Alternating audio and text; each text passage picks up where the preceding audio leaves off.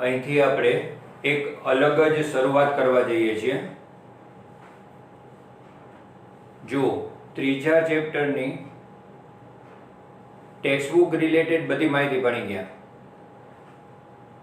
સ્વાધ્યાયના છેલ્લા આલેખ આધારિત પ્રશ્નો છે એ ચર્ચા અલગ લેક્ચરમાં કરશું। અત્યારે આપણે એક નવી વાત શરૂ કરવા જઈએ છીએ કે જેમાં એન્ટ્રન્સ એક્ઝામ લેવલે JEE અથવા તો નીટમાં આ ત્રીજા ચેપ્ટર રિલેટેડ MCQ છે એની પ્રેક્ટિસ કેવી રીતે કરવાની થાય ને એનું ખાસ ક્વેશ્ચન લિસ્ટ આપણે તૈયાર કરેલું છે। હવે ક્વેશ્ચન લિસ્ટના પ્રશ્નો આપણે છે ને એક ચોક્કસ પેટર્નમાં ગોઠવેલા છે। તો અમુક લેક્ચર્સ આપણે આ એન્ટ્રન્સ એક્ઝામ લેવલના MCQ સોલ્વ કરવા માટે આપણે કઈ પદ્ધતિથી કામ કરીએ છીએ એનો તમને અંદાજ આવશે। ખાસ આ JEE નીટના અલગથી જે વિડિયો લેક્ચર્સ બનાવીએ છે ને એમાં જો અત્યાર સુધી તમે જે રજિસ્ટરમાં ટેક્સ્ટબુકનું બીજું અને ત્રીજું ચેપ્ટર લખ્યું છે ને એમાં તમે ટેક્સ્ટની માહિતી જ કન્ટિન્યુ કરજો। આ અત્યારે જે વાત આપણે શરૂ કરવા જઈએ છીએ એના માટે એક અલગ રજિસ્ટર બનાવજો। એક અલગ જ રજિસ્ટર જેમાં હેડિંગમાં JEE અથવા નીટ એ ગ્રુપના બાળકો હશે તો JEE, બી ગ્રુપના બાળકો હશે તો નીટ એનું રજિસ્ટર અલગ બનાવવાનું થશે। અને હમણાં જે હું ચર્ચાઓ કરું છું આના રિલેટેડ જે PDF મોકલું છું એ બધું એક અલગ રજિસ્ટરમાં લખવાનું। ટેક્સ્ટબુક રિલેટેડ રજિસ્ટર અલગ રાખશું, એન્ટ્રન્સ એક્ઝામના MCQ ની પ્રેક્ટિસ અને એના રિલેટેડ જે ચર્ચાઓ થશે ને એનું રજિસ્ટર અલગ રાખશું। સૌથી પહેલી વસ્તુ તમને એક PDF જે મોકલીશ ને એ સ્થાન સૂત્ર ઉપરથી ત્રણ વસ્તુ ગણી શકાશે: સરેરાશ વેગ, તત્કાલીન વેગ, સરેરાશ પ્રવેગ અને તત્કાલીન પ્રવેગ। સ્થાન સૂત્ર ઉપરથી, સ્થાન સૂત્ર એટલે સ્થાન x નું સૂત્ર સામે સમય t આવેલો હોય તો સ્થાન x સમયના વિધેય સ્વરૂપે કહેવાય। સ્થાન x ના સૂત્રમાં સામે સમય t આવતું હોય ત્યારે એમાંથી આ ચાર રાશિ ગણવાનો એક અલગ વિડિયો લેક્ચર આપણે તમને મોકલાવેલો છે। તમે આ ચેપ્ટરના ત્રીજા ચેપ્ટરના વિડિયોનું લિસ્ટ જોશો ને તેમાં એક ટોપિકનું એક વિડિયોનું હેડિંગ જ આપણે આવું આપ્યું છે, સ્થાન સૂત્ર ઉપરથી પ્રશ્નો। તો એમાં એ ચાર રાશિ જે ગણવાની છે ને એનું આખું એક્ઝામ્પલ આપ્યું છે। એને આપણે આ નવા રજિસ્ટરના પહેલા પેજ તરીકે એની મેથડ ખાલી લખવાની છે અને એમાં મેથડ શું કરવાની છે એ સ્પષ્ટ લખ્યું છે કે ભાઈ સ્થાન સૂત્ર ઉપરથી સરેરાશ વેગ ગણવો હોય। અત્યારે હું મૌખિક કહું છું અને ઝડપથી કહું છું કારણ કે મુખ્ય વસ્તુ આગળ વધારી જે ભણી ગયા છીએ એમાંથી ખાલી આપણે એક રીત જ લખવાની છે કે સ્થાન સૂત્ર ઉપરથી સરેરાશ વેગ ગણવો હોય તો પ્રારંભિક સ્થાન ગણવાનું, અંતિમ સ્થાન ગણવાનું, પછી સરેરાશ વેગ બરાબર અંતિમ સ્થાન ઓછા પ્રારંભિક સ્થાનના છેદમાં સમયગાળો। પણ જો સ્થાન સૂત્ર ઉપરથી તત્કાલીન વેગ ગણવો હોય તો વિકલન કરવું પડે। v બરાબર dx/dt એમાં x ની જગ્યાએ જે સૂત્ર આપ્યું એ મૂકી વિકલન કરી વેગનું સૂત્ર સમયના વિધેય સ્વરૂપે મેળવવાનું અને પછી એ જે વેગનું સૂત્ર સમયના વિધેય સ્વરૂપે મળે ને એમાં સમય t મૂકીને જે તે સમયે વેગ ગણી શકાય જેને તત્કાલીન વેગ કહેવાય।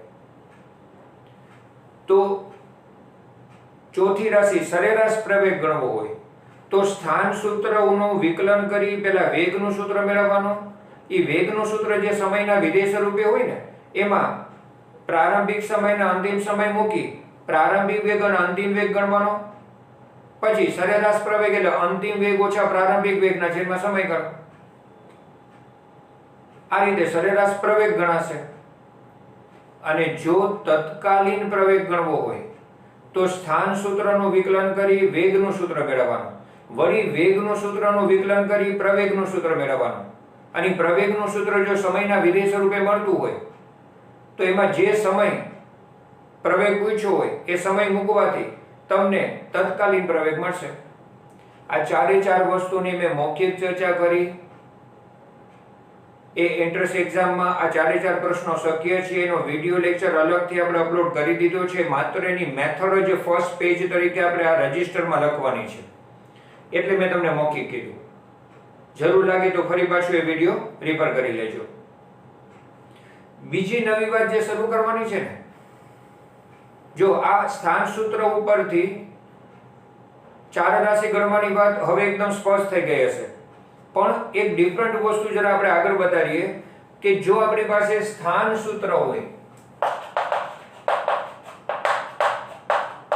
જેને કહેવાય સ્થાન x સમયના વિધેય સ્વરૂપે, સ્થાન સૂત્ર સ્થાન x સમયના વિધેય સ્વરૂપે હોય, તો આપણે સતત ચર્ચા થઈ ગઈ છે કે જો આ રીતે આપણે v બરાબર dx/dt સૂત્રનો ઉપયોગ કરીએ ને, તો સ્થાન સૂત્ર x એનું t પ્રત્યે વિકલન કરીએ ને તો વેગનું સૂત્ર મળશે.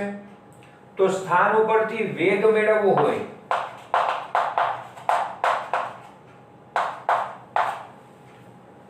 સ્થાનનો સમય પરના સૂત્ર ઉપરથી વેગનું સૂત્ર મેળવવું હોય તો શું કરવાનું? વિકલન.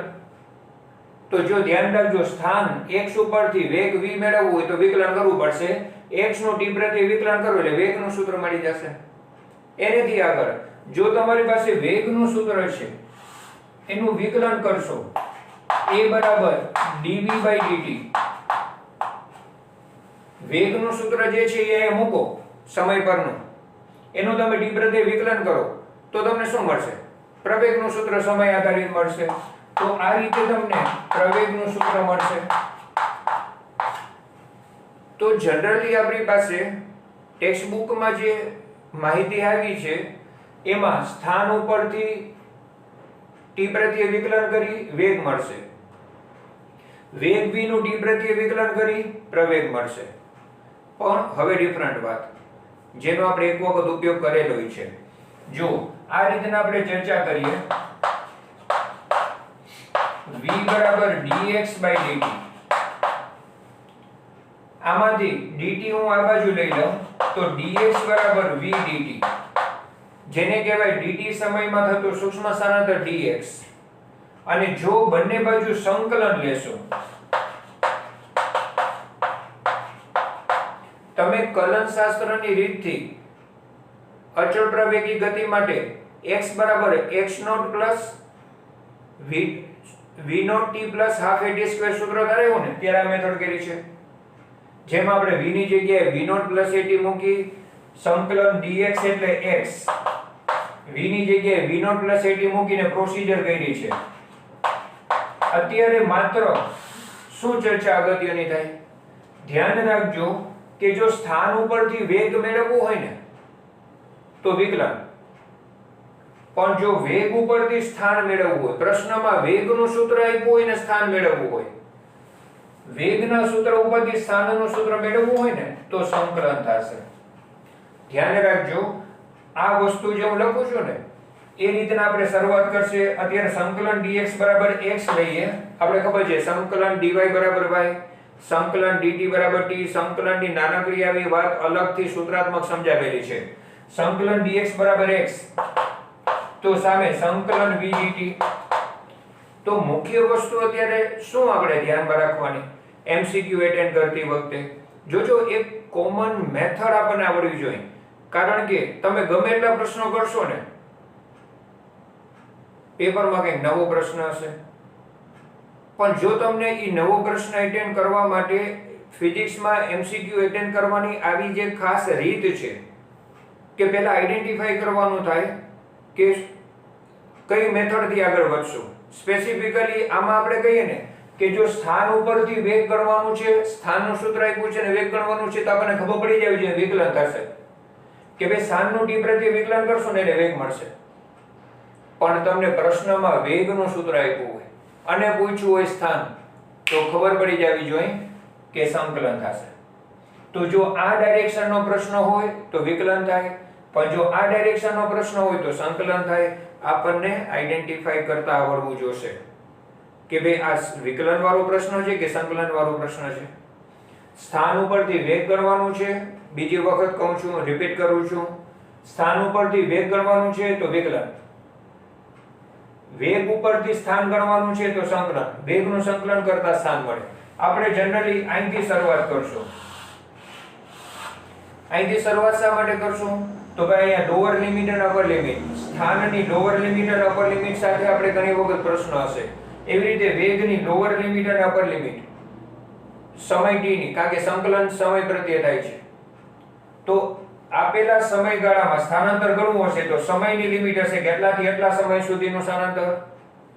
સામે સ્થાન, પ્રારંભિક સ્થાન શું છે અને અંતિમ સ્થાન x ગણવું હોય તો એ પ્રમાણે હશે. અગત્યની વસ્તુ એ લિમિટ સાથે જરૂર પડશે તે આપણે રજૂઆત કરશું. પણ આપણે શરૂઆત શું કરશું?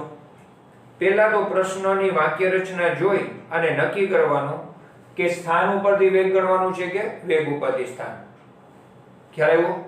એવી જ રીતે બીજી એક શક્યતાનો પ્રશ્ન હશે કે ઘણી વખત તમને વેગનું સૂત્ર સમયના વિધેય સ્વરૂપે આપ્યું હોય અને પ્રવેગ ગણવાનું હોય. તો આપણને ખબર છે કે પ્રવેગ એ બરાબર dv/dt. તો વેગનો સમય પ્રત્યે વિકલન કરવાથી પ્રવેગ મળી જાય. તો જો વેગ આપ્યો હોય ને પ્રવેગ ગણવો હોય ને તો વિકલન કરવું પડે. પણ જુઓ dt ને આ બાજુ લઈ લઈ તો dv બરાબર a dt. વળી પાછું બંને બાજુ સંકલન લઈએ તો સંકલન dv બરાબર સંકલન a dt. સંકલન dv બરાબર v લખી શકાય ત્યાં સંકલન a dt. હવે આપણે મોટે ભાગે અહીંયાથી શરૂઆત કરશું કારણ કે આપણે ઉપર નીચે લિમિટ આપી હશે ને તો એનો ઉપયોગ કરવાનો થતો હશે એટલે. બાકી સંકલન dv બરાબર v લખીએ તો સામે સંકલન a dt. તો આ જગ્યાએ બરાબર ધ્યાન આપજો. તો આપણી પાસે આવું એક સૂત્ર તૈયાર થયું v બરાબર સંકલન a dt. તો ચાર ટાઈપના પ્રશ્નો અત્યાર સુધીમાં ધ્યાનમાં આવી ગયું. જોજો હજી તો આપણે MCQ સોલ્વ કરવાનું સ્ટાર્ટ નથી કર્યું. પણ MCQ સોલ્વ કરવાનું સ્ટાર્ટ કરીએ ને એમાં પહેલા 15 પ્રશ્નો જે મેથડના છે ને એ મેથડ અલગ સમજાવું છું. પ્રશ્ન સ્ટાર્ટ કરતી વખતે હું તમને આ શરૂઆતમાં કરેલી ચર્ચા સતત યાદ કરાવીશ કે જો શરૂઆતમાં આપણે શું વાત કરી હતી? ચાર શક્યતા અત્યાર સુધીમાં. હજી બીજી બે શક્યતા કહું છું. ચાર શક્યતા: સ્થાન x ઉપરથી વેગ ગણવો છે તો વિકલન, વેગ ઉપરથી સ્થાનાંતર ગણવું છે તો સંકલન. બે ટાઈપના પ્રશ્નો થયા. એક પ્રશ્ન એવો હશે કે સ્થાનનું સૂત્ર આપ્યું હશે, વેગ ગણવાનો હશે તો વિકલન કરવાનું હશે. એક ટાઈપનો પ્રશ્ન એવો હશે વેગનું સૂત્ર આપ્યું હશે અને સ્થાનાંતર ગણવાનું હશે તો આમ સંકલન કરવાનું હશે. જેમાં વેગનું સૂત્ર મૂકી સંકલનની પ્રોસિજર આગળ વધારવાની અને સ્થાનાંતર ગણવાનું. એવી રીતે જો આ બે થયા, બે ટાઈપના પ્રશ્નો થયા. ત્રીજો ટાઈપનો પ્રશ્ન વેગનું સૂત્ર આપ્યું છે અને પ્રવેગ ગણવો છે તો વિકલન કરવાનું. વેગનું સૂત્ર આપ્યું હોય એને અહીં મૂકી વિકલનની પ્રક્રિયા કરીને પ્રવેગ મળશે. પણ જો પ્રવેગનું સૂત્ર સમયના વિધેય સ્વરૂપે આપ્યું હોય, પ્રવેગ a બરાબર 3t² + 5t + 7, આ ટાઈપનું પ્રવેગનું સૂત્ર સમયના વિધેય સ્વરૂપે આપ્યું હોય તો તમારે એને અહીંયા મૂકી એનું સંકલન કરો તો તમને વેગ મળે. આ ચોથા ટાઈપનો પ્રશ્ન થયો. તો જો આ 1 2 3 અને 4 સ્થાન ઉપરથી વેગ ગણવા વિકલન, વેગ ઉપરથી સ્થાન ગણવા સંકલન, વેગ ઉપરથી પ્રવેગ ગણવા વિકલન, પણ પ્રવેગ ઉપરથી વેગ ગણવા સંકલન. જોજો સતત આપણે ધ્યાન રાખવું પડશે. આ ચાર થયા ને, મેં તમને કીધું તો હજી બીજા બે કહું છું. તો બીજા બે એવા થાય કે ઘણી વખત તમને સ્થાનનું સૂત્ર આપ્યું હોય અને પ્રવેગ પૂછ્યું હોય. જોજો અહીંયા કેવું છે, સ્થાનનું સૂત્ર આપ્યું હોય ને વેગ પૂછ્યું હોય તો આટલું જ કામ છે. પણ સ્થાનનું સૂત્ર આપ્યું હોય ને પ્રવેગ પૂછ્યું હોય તો આપણને ખબર પડવી જોઈએ કે સ્થાનનું વિકલન કરીને વેગ મળશે, વેગનું વિકલન કરીને પ્રવેગ મળશે, એટલે બે વાર વિકલન થશે. કે સ્થાનનું સૂત્ર આપ્યું હોય ને પ્રવેગની માહિતી પૂછી હોય તો આપણને ખબર પડી જવી જોઈએ કે બે વાર વિકલન આવશે. કારણ કે સ્થાન ઉપરથી વિકલન કરશો એટલે વેગ, વેગ ઉપરથી વિકલન કરશો એટલે પ્રવેગ. અને એક્ઝેક્ટલી એવી રીતે પ્રવેગની માહિતી આપી હોય, પ્રવેગનું સૂત્ર આપ્યું હોય અને સ્થાન પૂછ્યું હોય તો બે વાર સંકલન થશે. કારણ કે પ્રવેગનું સંકલન કરતા વેગ મળશે અને વેગનું સંકલન કરતા સ્થાન મળશે. જો પ્રવેગનું સંકલન કરતા વેગ મળશે અને વેગનું સંકલન કરતા સ્થાન મળશે તો બીજા બે પ્રશ્નો કેવા થયા? એક સ્થાન ઉપરથી પ્રવેગ ગણવાનું, બે વાર વિકલન. જો આ બે વાર વિકલન થશે અને પ્રવેગ ઉપરથી સ્થાન ગણવાનું તો બે વાર સંકલન થશે. તો આવા 6 અલગ અલગ શક્યતાઓ મેં તમને કીધી. હજી આપણે MCQ ની વાત શરૂ કરીએ ને એ પહેલા બેઝિક સમજાવ્યું હવે નેક્સ્ટ આપણું કામ શરૂ થશે આ અલગ અલગ મેથડના MCQ સોલ્વ કરવા, જેમાં ક્યાં સંકલન થશે, ક્યાં વિકલન થશે, કઈ મેથડનો પ્રશ્ન છે, એ આપણે જેમ પહેલા 15 પ્રશ્ન કરશું ને એના પછી હું 15 પ્રશ્ન કમ્પેર કરાવીશ, અને એ 15 પ્રશ્ન એટલે એ 15 અલગ અલગ મેથડ થશે. MCQ આ 15 મેથડમાંથી બીજા ઘણા બધા બને. ફિઝિક્સમાં MCQ ઘણા બધા નવા બનશે, પણ તમે જે બેઝિક પ્રોસેસીસ, જે બેઝિક ટેકનિક્સ બધી જે ભણ્યા હોય ને એ આવડી જાય, બરાબર સ્પષ્ટ થઈ જાય ને તો તમે કોઈ પણ અનનોન ક્વેશ્ચન એટેન્ડ કરી શકશો. બરાબર, એ વાત આપણે આગળ વધારીએ. જો પહેલો જ MCQ આપણે જે ચર્ચા કરવા જઈએ છીએ ને એ ટાઈપનો પ્રશ્ન ટેક્સ્ટબુકમાં છે જ નહીં, પણ એ મેથડ તમે લોકો ભણ્યા છો. તમે V બરાબર V0 પ્લસ AT સૂત્રનો ઉપયોગ કરીને જ x બરાબર V0 t plus half AT square મેળવો છો. કલનશાસ્ત્રની રીતની મદદથી તમે જ્યારે સ્થાનાંતર x નું સૂત્ર મેળવ્યું છે અચળ પ્રવેગી ગતિ માટે, ટેક્સ્ટબુકનું ઉદાહરણ, એમાં ઈ જ કામ કરો છો. વેગ ઉપરથી તમે x મેળવો છો, પણ એ છે ને સૈદ્ધાંતિક થિયરીમાં છે એટલે તમારું ધ્યાન નથી. સૈદ્ધાંતિક દાખલા તરીકે છે, પણ જો ત્યાં પર્ટિક્યુલર અચળ પ્રવેગી ગતિ માટે હતું, અહીંયા જુઓ વેગનું સૂત્ર તમને આપ્યું છે, કણનો વેગ v બરાબર v0 plus gt plus ft square. ધ્યાન રાખજો, અચળ પ્રવેગી ગતિ કરતા જુદું થયું, કારણ કે અચળ પ્રવેગી ગતિમાં તો v બરાબર v0 પ્લસ at જ હોય. એમાં v ના સૂત્રમાં મેક્સિમમ t ઉપર એક જ ઘાત આવે, અહીંયા v ના સૂત્રમાં t ઉપર વર્ગ આવ્યો. જો આ અચળ પ્રવેગી ગતિ નથી, અલગ ટાઈપનું થયું. તો આમાં તમે જોશો ને તો તમારી પાસે વેગનું સૂત્ર સમયના વિધેય સ્વરૂપે રકમમાં આપ્યું છે કે ભાઈ વેગ v બરાબર આવી રીતે હોય, એમાં t બરાબર 0 સમયે સ્થાન x બરાબર 0 છે, તો 1 સેકન્ડ પછી તેનું સ્થાનાંતર કેટલું. જુઓ હમણાં મેં તમને ચાર્ટ સમજાવ્યો ને, એમાંથી પહેલી જ વસ્તુ આવી. જો વેગ આપ્યું છે ને સ્થાન પૂછ્યું છે, સ્થાનાંતર, તો મેં તમને કીધું એ પ્રમાણે સંકલન dx બરાબર સંકલન v dt. તમને પહેલા જ સ્પષ્ટ કરી દીધું મેં કે આપણે આઈડેન્ટિફાઈ કરવાનું કે સ્થાન ઉપરથી વેગ ગણવાનું છે તો વિકલન, અને વેગ ઉપરથી સ્થાન ગણવાનું તો સંકલન. અહીંયા વેગ ઉપરથી સ્થાનાંતર ગણવાનું છે એટલે સંકલન, અને એમાં જો આ સૂત્ર લાગશે. બરાબર, આપણી પાસે હમણાં થોડી વાર પહેલા થયેલી ચર્ચા જેટલી સ્પષ્ટ હશે એટલી પ્રશ્નની શરૂઆત આપણને ખ્યાલ આવશે. હવે આમાં વેગનું સૂત્ર જે રકમમાં આપ્યું છે ને મૂકવાનું. બીજી બાબત, સ્થાન t બરાબર 0 સમય x બરાબર 0 છે, તો આ t ની લિમિટ અહીંયા લખવાની હોય, આ x ની લિમિટ અહીંયા લખવાની હોય. તો t બરાબર 0 સમય સ્થાન x બરાબર 0 છે, સમય 0 થી t જેટલો થાય ત્યારે સ્થાન 0 થી x જેટલું થાય ને એ રીતનું સ્થાનાંતર x ગણવાનું છે. મેં તમને હમણાં થોડી વાર પહેલા કીધું હતું કે લિમિટ મૂકવાની થશે. તો રકમમાં સ્પષ્ટ આપ્યું છે કે 0 સમય સ્થાન x 0 છે. જો અહીંયા સમયની લિમિટ, કારણ કે dt લખ્યું હોય ને એનો મતલબ સમય પ્રત્યે વિકલન, ત્યારે સમયની લિમિટ, dx લખ્યું હોય ને ત્યારે સ્થાન પ્રત્યે સંકલન છે એટલે સ્થાનની લિમિટ. તો 0 થી t જેટલા સમયમાં સ્થાન 0 થી x થાય છે. હવે v નું સૂત્ર મૂક્યા, આ સ્ટેપ હજી રિપીટ કરીએ. જો આ સંકલનની નિશાની સાથે ડાબી બાજુ રિપીટ કરીએ છીએ. v નું સૂત્ર રકમમાં આપ્યું છે, મૂકવાનું છે, અને એ છે v0 gt ft સ્ક્વેર અને dt લિમિટ 0 to t. તો શું કામ કર્યું? વેગનું સૂત્ર જે સમયના વિધેય સ્વરૂપે આપ્યું હતું ને એ અહીંયા મૂક્યું, v ની જગ્યાએ આટલું મૂક્યું આપણે. જો હવે વેગનું સૂત્ર સામે સમયના વિધેય સ્વરૂપે ઘણા અલગ અલગ આપી શકે. આ રીતે વેગનું સૂત્રમાં સામે સમય આપ્યો હોય ને સ્થાન શોધવું હોય ને તો આપણી શરૂઆત આ થાય. એમાં v નું સૂત્ર આપ્યું ને મૂકવાનું. હવે અહીંયા ત્રણ સંકલન પહેલા છૂટા પાડી દઈએ. સંકલન dx એટલે x જેની લિમિટ 0 to x,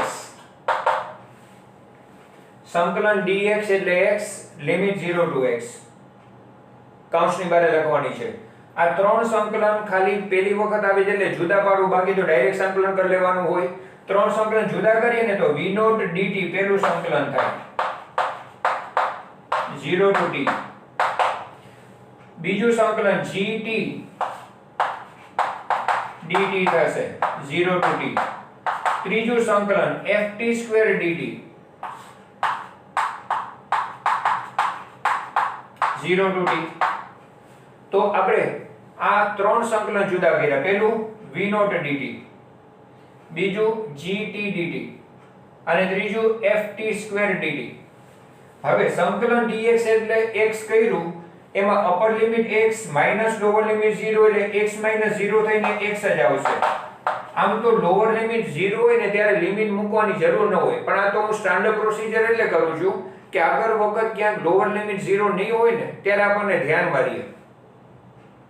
બાકી લોઅર લિમિટ 0 હોય તો તમે લિમિટ ન મૂકો તોય ચાલે, કારણ કે જો લોઅર લિમિટ x માઈનસ 0 તો માઈનસ 0 જ આવવાનું છે.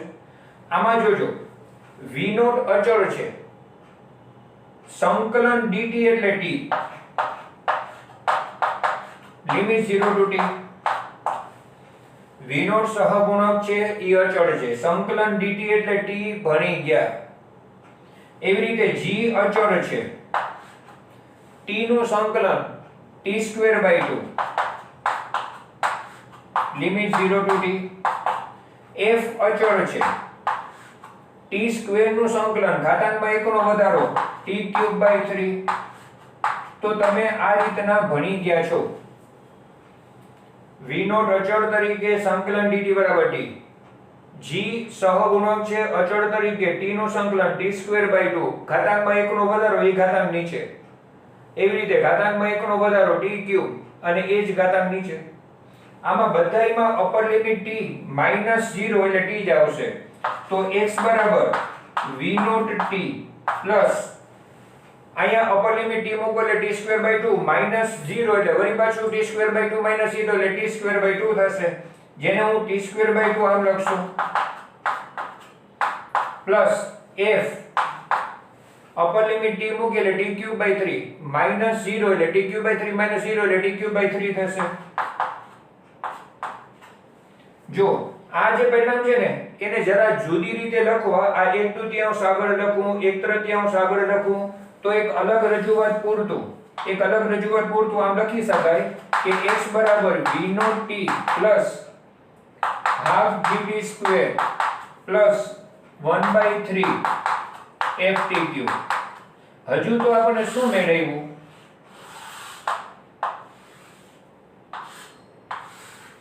જો તમને ખ્યાલ આવે, ક્વેશ્ચનમાં વેગનું સૂત્ર સમયના વિધેય સ્વરૂપે હતું અને સ્થાન મેળવ્યું, અને પર્ટિક્યુલર આપણે 1 સેકન્ડ પછી સ્થાનાંતર ગણવાનું છે. તો t બરાબર 1 મૂકીએ, તો આ જગ્યાએ t બરાબર 1 સેકન્ડ મૂકતા, હવે t બરાબર 1 સેકન્ડ મૂકીએ ને તો x બરાબર t ની જગ્યાએ મૂકશું એટલે v0, અહીંયા t ની જગ્યાએ 1 મૂકશું એટલે 1/2 g, અહીંયા t ની જગ્યાએ મૂકશું એટલે 1/3 f. ચાર વિકલ્પમાંથી આવો વિકલ્પ સિલેક્ટ કરવાનો થશે. જો ચાર વિકલ્પમાંથી આવો વિકલ્પ સિલેક્ટ કરવાનો, કારણ કે અહીંયા t બરાબર 1 મૂકીએ છીએ ને તો ઉપર ત્રણેય જગ્યાએ t ની જગ્યાએ 1 મૂકશું તો આવું સૂત્ર આવશે. આની પ્રમાણે આ જવાબ આવશે. પછી t 1 સેકન્ડની બદલે t બરાબર 2 સેકન્ડ કે 4 સેકન્ડ કે જે સમયગાળા સ્થાનાંતર પૂછ્યું હોય એ સમય અહીંયા મૂકશો તે પ્રમાણે અહીંયા જવાબો બદલાતા જશે. પણ મુદ્દાની વાત એટલી થઈ, અગત્યની મેથડ એટલી થઈ કે વેગનું સૂત્ર સમયના વિધેય સ્વરૂપે આપ્યું એને સ્થાન ગણ્યું, એમાં જે તે સમય મૂકવાથી એ સમયગાળાનું સ્થાનાંતર મળશે. આ પહેલી વખત આપણે પ્રોસિજર કરી, બરાબર છે. હજી આપણે અલગ અલગ મેથડ આગળ વધારી. જો બીજા પ્રશ્નમાં એક કણ ઉગમ બિંદુથી શરૂ કરી x દિશામાં ગતિ કરે છે અને એના વેગનું સૂત્ર આપ્યું છે. જો આ રીતે તમને વેગ આપ્યો છે v બરાબર 4t² - 2t, સૂત્ર અનુસાર ગતિ કરે છે, જ્યાં t સેકન્ડમાં અને વેગ મીટર પ્રતિ સેકન્ડમાં છે. તો ઉગમ બિંદુથી 1/3 મીટર દૂર હોય ત્યારે તેનો પ્રવેગ કેટલો હશે? જો ઉગમ બિંદુથી 1/3 મીટર દૂર હોય ત્યારે તેનો પ્રવેગ કેટલો હશે? હવે તમે વિચારો, આપણે જે સ્ટાર્ટિંગમાં ચાર્ટ ભણ્યા હતા એ પ્રમાણે જોવા જાવ તો વેગ ઉપરથી શું ગણવાનું છે? પ્રવેગ. તો આપણે ઓલી સિક્વન્સ હતી કે સ્થાન ઉપરથી વેગ ગણવું છે વિકલન, વેગ ઉપરથી પ્રવેગ ગણવું છે તો વિકલન. તો નો ડાઉટ વિકલન તો કરવું પડશે, પણ અગત્યની વસ્તુ કે પ્રવેગ ગણવાનો છે ક્યારે? કે જ્યારે ઉગમ બિંદુથી 1/3 મીટર દૂર હોય તો એ શું આપ્યું છે? સ્થાન. હવે ઉગમ બિંદુથી 1/3 મીટર દૂર કયા સમયે હશે એ નક્કી કરશો તો એ સમયે પ્રવેગ ગણવાનો થાય. તો આપણે સ્થાનની માહિતી આપી છે. તો આ પ્રશ્નમાં ડિફરન્ટ વસ્તુ જોજો કે જો મારે વેગ આ સૂત્ર અનુસાર છે એવા કણની ગતિ માટે ઉગમ બિંદુથી 1/3 મીટર દૂર છે ત્યારનો સમય નક્કી કરવો હોય કે ભાઈ ઉગમ બિંદુથી 1/3 મીટર દૂર ક્યારે હશે, એ સમય નક્કી કરવો હોય ને તો એ સમયે પ્રવેગ ગણવાનો છે. હવે ઉગમ બિંદુથી 1/3 મીટર દૂર હોય એટલે કે સ્થાન x ઉપરથી સમય ગણવાનું છે કે ભાઈ 1/3 મીટર દૂર કયા સમય હશે તો સ્થાન x ઉપરથી સમય ગણવાનું છે. તો એનો મતલબ છે કે મારે સ્થાનનું સૂત્ર સમયના વિધેય સ્વરૂપે જોશે. તો વિચારો કે પહેલા વેગનું સૂત્ર આપ્યું છે એના ઉપરથી પહેલા સ્થાનનું સૂત્ર ગણવું પડશે તો આ માહિતીનો ઉપયોગ કરી શકશો. અને એના માટે ભણી ગયા કે જો વેગ ઉપરથી સ્થાન ગણવું હોય તો સંકલન કરવું પડે. સતત પેલો ચાર્ટ યાદ રાખવાનો છે કે સ્થાન ઉપરથી વેગ ગણવાનું છે વિકલન, પણ વેગ ઉપરથી સ્થાન ગણવાનું છે સંકલન. તો શરૂઆત આપણે આ રીતની થશે અને જોજો સંકલન dx બરાબર સંકલન v dt. હવે તમે જુઓ સંકલન dx બરાબર હમણાં થોડી વાર પહેલા આપણે વેગનું સૂત્ર જે ત્યાં રકમ આપ્યું હતું મૂક્યું હતું ને એ જ કામ પાછું જો વેગનું સૂત્ર અહીંયા આપણે મૂકીએ તો સંકલન v ની જગ્યાએ 4t² - 2t. આમાં લિમિટની કોઈ વાત નહીં આવે કારણ કે આપણે ઉગમ બિંદુથી સ્થાન 1/3 મીટર પહોંચે એટલે ઉગમ બિંદુ એટલે પ્રારંભિક સ્થાન 0 છે. સંકલન dx એટલે x થશે. જો સંકલન dx એટલે x થશે, સામે બે સંકલન જુદા જુદા થશે. પહેલું સંકલન થશે 4t² dt માઈનસ બીજું સંકલન થશે 2t dt. તો જો અહીંયા બે સંકલન જુદા પડ્યા, 4t² dt પહેલું સંકલન માઈનસ 2t dt બીજું સંકલન. તો વળી જુઓ x બરાબર 4 છે એ સહગુણક છે, t² નું સંકલન થશે t³/3 માઈનસ 2 સહગુણક છે, t નું સંકલન થશે t²/2 ઘાતાંકમાં 1 નો વધારો એ ઘાતાંક નીચે. હવે આ બે કેન્સલ કરશો તો સ્થાન x બરાબર 4/3 t³ માઈનસ t². જો હજુ આપણે શું મળ્યું? વેગ સમયના વિધેય સ્વરૂપે હતું, સંકલન કરી વેગનું અહીંયા જો સૂત્ર મૂક્યું અને એનું સંકલન કરીને સ્થાન x મળ્યું. કારણ કે મારે 1/3 મીટર દૂર હોય તો સ્થાન x 1/3 મીટર મૂકીને સામેનો સમય t નક્કી કરવાનો છે. તો અગત્યની વસ્તુ જોજો બરાબર, આ બાબતને ધ્યાનમાં રાખીને આપણે કામ કરવું પડ્યું કે ભાઈ 1/3 મીટર દૂર છે એ સ્થાન આપ્યું છે તો મારે તો એ 1/3 મીટર દૂર કયા સમયે પહોંચે છે સ્થાન ઉપરથી સમય ગણવું છે. તો સ્થાનનું સૂત્ર સમયના વિધેય સ્વરૂપે જોશે, પણ આપ્યું છે વેગનું સૂત્ર સમયના વિધેય સ્વરૂપે. તો વેગનું સૂત્ર સમયના વિધેય સ્વરૂપે છે, સંકલન કરીને સ્થાન મેળવ્યું. હવે આમાં થોડું પ્રેઝન્ટ ક્વેશ્ચન માટે ફેરફાર આવો કરશું કે જો હું t²/3 લસા તરીકે t²/3 બારે કોમન કરું ને તો અહીંયા વધે 4t². આ 1/3 થી બારે કાઢ્યું એટલે સામે t² કોમન નીકળી ગયું એટલે સામે આવશે -3. જો કોમન કરવાની પ્રોસિજર ખબર હોવી જોઈએ. t² કોમન નીકળી ગયું ને એટલે અહીંયા t એક વખત વધશે, t² કોમન નીકળી ગયું t³ માંથી એટલે અહીંયા t એક વખત વધશે. 1/3 કોમન નીકળી ગયા એટલે 4t વધ્યા. પણ અહીંયા t² કોમન નીકળી ગયું, 1/3 કોમન કરવા માટે ત્યાં ઉપર 3 આવશે, t ગુણાકારમાં આવશે. હવે તમે આને આમ ગુણાવશો તો ઉપરનો પદ આવી જશે. t²/3 ને અંદર ગુણાવશો તો ઉપરનો પદ આવી જશે એટલે સમજાઈ જશે આ રીતે કોમન નીકળ્યું. પણ જો સ્થાન x કેટલું લેવાનું છે? 1/3 મીટર. તો આ જગ્યાએ સ્થાન x બરાબર 1/3 મીટર લેતા શું થાય છે તો જોજો, x ની જગ્યાએ 1/3 મૂકો, સામે t²/3 બ્રેકેટમાં 4t - 3, સ્થાન x 1/3 મીટર આપ્યું છે ને એટલે જ 1/3 છે, આપણે કોમન કાઢ્યા ભેગા ભેગા. હવે 3 કેન્સલ થઈ જશે તો 1 બરાબર t² અને 4t - 3. હવે આમાં આ બ્રેકેટ બે પદ છે, બેને વારા પરથી એક લઈને બે પોસિબિલિટી વિચારીએ કે t² બરાબર 1 તો t બરાબર 1 બે બાજુ વર્ગમૂળ લ્યો તો, એવી જ રીતે 4t - 3 બરાબર 1, જો t² બરાબર 1 લીધું વર્ગમૂળ કાઢીએ એટલે t બરાબર 1, અથવા 4t - 3 બરાબર 1 તો આ સામેની બાજુ આવશે ને -3 સામે આવે એટલે પ્લસ થાય, એટલે 4t = 4 t = 1. તમને જવાબ શું મળ્યો, માહિતી શું મળી તો ધ્યાન રાખજો, તારણે નીકળ્યું કે ઉગમ બિંદુથી 1/3 મીટર દૂર કયા સમયે હશે, 1 સેકન્ડે. એ નક્કી થઈ ગયું. ઉલટું કામ કરીએ, તમે વિચારો તો કે અહીંયા હું t બરાબર 1 મૂકું તો t બરાબર 1 મૂકીશ ને તો અહીંયા 1 આવશે એટલે 4/3, અહીંયા 1 આવશે એટલે 4/3 ઓછા 1, 4/3 ઓછા 1 એટલે કેટલા થશે 1/3. તો સ્થાન x 1/3 મીટર ક્યારે મળે છે, જ્યારે t બરાબર કેટલા હોય છે 1 સેકન્ડ. તો પહેલા તો હજી એ નક્કી કર્યું કે ઉગમ બિંદુથી 1/3 મીટર દૂર કયા સમયે હશે, 1 સેકન્ડે હશે. એ સમય પ્રવેગ ગણવાનો છે, વેગનું સૂત્ર આપ્યું છે અને પ્રવેગ ગણવાનો છે. તો શરૂઆત આવી થશે, a બરાબર dv/dt. તમે સતત જુઓ,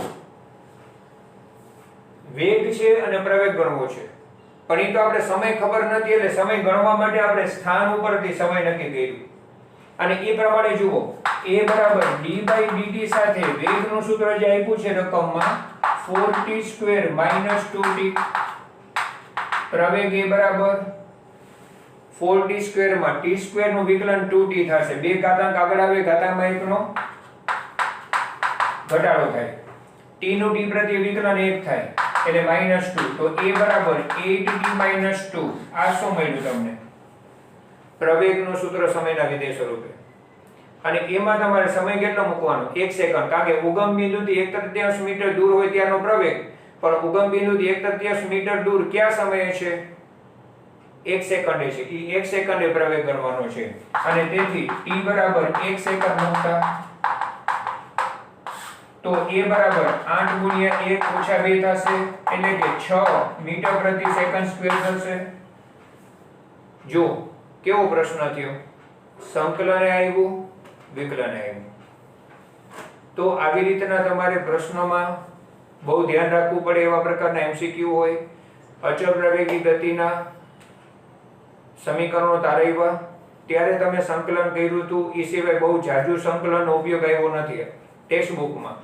પણ જો સંકલનના કેવા કેવા ઉપયોગ આવે છે, અને એક જ પ્રશ્નમાં વેગનું સંકલન કરી અને સ્થાન મેળવ્યું, તો અહીંયા વેગનું વિકલન કરી પ્રવેગ મેળવ્યું, બંનેનો એક સાથે ઉપયોગ આવ્યો, સંકલનનો ઉપયોગ આવ્યો, વિકલનનો ઉપયોગ આવ્યો.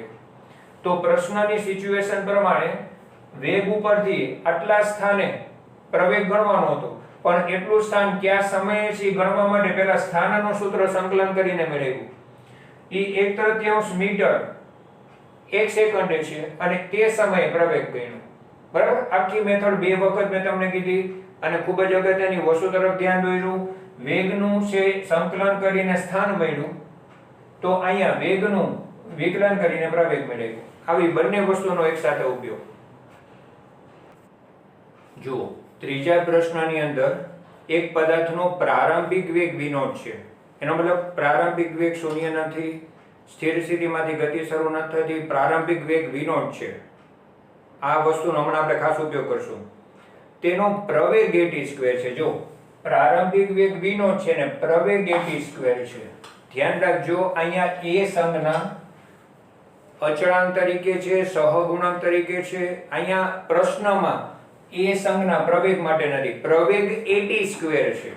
પ્રવેગનું સૂત્ર સમયના વિધેય સ્વરૂપે આપ્યું છે. at², જેમાં a તો સહગુણક છે, તો t સેકન્ડ બાદ એનો વેગ કેટલો હશે? જો t સેકન્ડ બાદ એનો વેગ પૂછ્યો છે, બરાબર. જુઓ તો પ્રવેગ સમયના વિધેય સ્વરૂપે આપ્યું છે ને વેગ પૂછ્યો છે. સતત શરૂઆતનો ચાર્ટ જુઓ, યાદ કરો કે પ્રવેગ સમયના વિધેય સ્વરૂપે અને વેગ પૂછ્યો હોય, તમને સિક્વન્સ વારંવાર કહું છું. સ્થાન ઉપરથી વેગ તો વિકલન, વેગ ઉપરથી પ્રવેગ તો વિકલન, પણ ઉલટું પ્રવેગ ઉપરથી વેગ તો સંકલન. જો પ્રવેગ ઉપરથી વેગ ગણવાનો છે તો સંકલન થશે. તો આ રીતના પ્રવેગ ઉપરથી વેગ લેવાનું હોય ને તો પહેલા શરૂઆત આ રીતે કરશો. સંકલન dv બરાબર સંકલન a dt. હમણાં ચાર્ટમાં મેં તમને સમજાવ્યું હતું કે પ્રવેગ ઉપરથી વેગ ગણવો હોય ને ત્યારની પ્રોસિજર. હવે આ જગ્યાએ ખાસ ધ્યાન રાખજો, પ્રારંભિક વેગ v0 છે, તો પ્રારંભિક વેગ v0 માંથી v થાય છે 0 થી t સમયમાં. સમય 0 થી t થાય એ દરમિયાન વેગ v0 માંથી v થાય છે, કારણ કે પ્રારંભિક વેગ 0 નથી, v0 છે. બીજી બાબત, સંકલન dv v0 થી v બરાબર સંકલન a નું સૂત્ર પ્રશ્નમાં આપ્યું છે at². અહીંયા એ મેં લખેલું સૂત્ર છે કે જેમાં પ્રવેગ છે, પણ એ પ્રવેગ at² છે, એટલે પ્રવેગની જગ્યાએ at². આ મુદ્દો ખાસ ધ્યાન રાખવાનો છે, અંડરલાઈન કરું છું. અહીંયા મેં એ લખ્યું જે પ્રવેગ છે, કારણ કે તમે બેઝિક સૂત્ર લખ્યું છે આપણે જે ચાર્ટમાં ભણ્યા એ, પણ એ પ્રવેગ કેટલો છે? at² છે, તમે પ્રવેગની જગ્યાએ at² મૂક્યા. અને જ્યાં a એટલે અચળાંક છે, સહગુણક છે. હવે સંકલન dv એટલે v, લિમિટ આવશે v0 થી v. અહીંયા a સહગુણક આગળ એમનેમ રહેશે, હંમેશા સંકલનમાં સહગુણક આગળ એમનેમ રાખવાનું. t² નું સંકલન t³/3 લિમિટ 0 થી t. તો સંકલન dv એટલે v, લિમિટ v0 થી v. a સહગુણક છે, t² નું સંકલન ઘાતાંકમાં 1 નો વધારો નિઘાતાંક નીચે એટલે t³/3. હવે આમાં લિમિટ મૂકશો ને તો અપર લિમિટ માઈનસ લોવર લિમિટમાં upper limit v minus lower limit v0 એટલે v માઈનસ v0. અહીંયા a સહગુણક એમનેમ છે, અપર લિમિટ t મૂકશો એટલે t³/3 માઈનસ 0, કારણ કે લોવર લિમિટ 0 છે. હવે v માઈનસ v0 બરાબર વૈધા શું? આ 1/3 at³ આમ લખીએ. આને આપણે એમ લખીએ 1/3 at³ માઈનસ v0 સામે આવે એટલે પ્લસ થશે, એટલે v બરાબર v0 પ્લસ 1/3 at³. વેગ પૂછ્યો છે, 4 વિકલ્પમાંથી આ સિલેક્ટ કરવાનો થાય. હવે તમે વિચારો તો આપણા મગજમાં 4 વિકલ્પ આપ્યા હોય ને તો પેલો વિકલ્પ આવે v બરાબર v0 પ્લસ at, પણ v બરાબર v0 પ્લસ at. અહીંયા v બરાબર v0 પ્લસ at ના આવ્યું, 1/3 at³ આવ્યું. શું કામ એવું થયું? કારણ કે આપણે v બરાબર v0 પ્લસ at બોલીએ છીએ, એ અચળ પ્રવેગી ગતિનું સમીકરણ છે. અહીંયા પ્રવેગ અચળ નથી, સમય સાથે બદલાય છે, એ સમયના વર્ગના વિધેય સ્વરૂપે છે. તો એ પ્રમાણે પ્રવેગ સમય સાથે બદલાય છે એટલે v બરાબર v0 પ્લસ at ના આવે.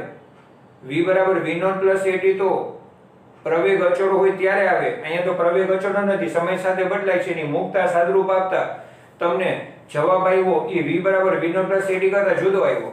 પણ 4 વિકલ્પમાંથી એક આવ્યો તો ઉતાવળે કોઈ સિલેક્ટ કરે અને થિયરીનું સૂત્ર યાદ હોય કે ભાઈ t સમય વેગ પૂછ્યો છે ને તો v બરાબર v0 પ્લસ at, પણ એને ખબર ન પડે કે ભાઈ અહીંયા પ્રવેગ અચળ નથી, પ્રવેગ at² આપ્યો છે, પ્રવેગ સમય સાથે બદલાય છે. તો વેગ ગણવા માટે આવી રીતે સંકલન કરવું પડશે. શરૂઆતમાં મેં ચાર્ટ સમજાવ્યો, એનો ઉપયોગ થયો. હજી તમે જો પ્રવેગ સમયના વિધેય સ્વરૂપે હોય અને વેગ ગણવાનો હોય એવો હજુ એક પ્રશ્ન કરીએ. ચોથા MCQ માં સ્થિર સ્થિતિમાંથી ગતિની શરૂઆત કરે છે એટલે પ્રારંભિક વેગ 0 થશે એવા કણનો પ્રવેગ એ બ્રેકેટમાં પૂછે મીટર પ્રતિ સેકન્ડ સ્ક્વેરમાં છે, એ નીચેના સૂત્ર અનુસાર બદલાય છે. તો પ્રવેગનું સૂત્ર સમયના વિધેય સ્વરૂપે એવું આપ્યું છે. જો પ્રવેગના સૂત્રમાં સામે સમય t છે, તો 2 સેકન્ડે વેગ કેટલો હશે? જો 2 સેકન્ડે વેગ પૂછ્યો છે. ફરીથી તમે જુઓ, આગલા પ્રશ્ન જેવું જ થયું. પ્રવેગ સમયના વિધેય સ્વરૂપે આપ્યું હોય ને વેગ પૂછ્યો છે. આગળમાં એમ જ હતું, પ્રવેગ સમયના વિધેય સ્વરૂપે હતું ને વેગ હતું. અને સતત હું તમને યાદ કરાવું છું, આપણું પેલું ધ્યાન એ પડવું જોઈએ કે જો અહીંયા વારંવાર બોલું છું, સ્થાન ઉપરથી વેગ, વેગ ઉપરથી પ્રવેગ એ વિકલનની દિશા છે, પણ પ્રવેગ ઉપરથી વેગ અને વેગ ઉપરથી સ્થાન એ સંકલનની દિશા છે. તો અહીંયા આપણે પ્રવેગ ઉપરથી વેગ મેળવીએ છીએ, સંકલનથી કામ શરૂ થશે. અને જુઓ આ રીતે હમણાં જ કહ્યું હતું એ રીતે સંકલન dv બરાબર સંકલન a dt. અહીંયા ધ્યાન રાખજો 0 થી t સમય અને 0 થી v, કારણ કે સ્થિર સ્થિતિમાંથી ગતિની શરૂઆત થાય છે એટલે પ્રારંભિક વેગ 0. આગલા પ્રશ્નમાં v0 થી v લખ્યું હતું, અહીંયા મેં 0 થી v લખ્યું છે. આગલા પ્રશ્નમાં v0 થી v લખ્યું, તેની બદલે અહીંયા 0 થી v. તો પ્રવેગ a ની જગ્યાએ આ સૂત્ર મુકાશે. જો સંકલન dv 0 થી v બરાબર a ની જગ્યાએ સૂત્ર મુકાશે 3t + 4 dt. સતત જોવાનું. આગલા પ્રશ્નમાં a ની જગ્યાએ શું મૂક્યું હતું? at², કારણ કે પ્રવેગ at² આપ્યો તો એટલે a ની જગ્યાએ at² મૂક્યા હતા. અહીંયા a ની જગ્યાએ 3t + 4 મૂક્યા છે. હવે આમાં સંકલનના બે ભાગ કરીએ. પહેલા સંકલન dv એટલે v લિમિટ 0 થી v. તેનું સંકલન થશે 3t dt. બીજું સંકલન થશે 4 dt. બે સંકલન જુદા પાડ્યા. જો પહેલું સંકલન 3t dt, બીજું સંકલન 4 dt. હવે upper limit minus lower limit કરશું તો v - 0 એટલે કે v. અહીંયા ત્રણ સહગુણક છે, t નું સંકલન થશે t²/2. જો ત્રણ સહગુણક અને t નું સંકલન t²/2, ઘાતાંકમાં 1 નો વધારો e ઘાતાંક નીચે, પ્લસ 4 સહગુણક સંકલન dt એટલે t. બંનેમાં લિમિટ 0 to t. પણ ખરેખર લોઅર લિમિટ 0 હોય ને ત્યારે જે બ્રેકેટ હોય ને એ જવાબ આવે, કારણ કે t મૂકો એટલે t²/2 - 0 એટલે t²/2. તો આ જગ્યાએ વેગનું સૂત્ર જે તૈયાર થાય એ 3 સાથે બ્રેકેટમાં t²/2 પ્લસ 4t - 0 એટલે કે t. અપર લિમિટ t મૂકશો એટલે t²/2 - 0 એટલે t²/2. એવી રીતે અપર લિમિટ t મૂકશો -0 એટલે t - 0 થઈને t. અહીંયા સૂત્ર આમે લખી શકાય 3/2 t² + 4t. અને જે જવાબ મળ્યો ને હજી એ તમે સતત જુઓ. પ્રવેગનું સૂત્ર સમયના વિધેય સ્વરૂપે હતું ને, પ્રવેગના સૂત્રમાં સામે સમય t હતો ને, એના જેવું વેગનું સૂત્ર સમયના વિધેય સ્વરૂપે મળી ગયું. ઉલટું આનું વિકલન કરો ને એટલે આ મળે. આનું સંકલન કરતા આ મળ્યું ને, તમે ઉલટું કરો ને v નું t પ્રત્યે વિકલન કરો ને એટલે આ મળશે. પણ આપણે પૂછ્યું છે 2 સેકન્ડે વેગ. તો જુઓ અહીં t બરાબર 2 સેકન્ડે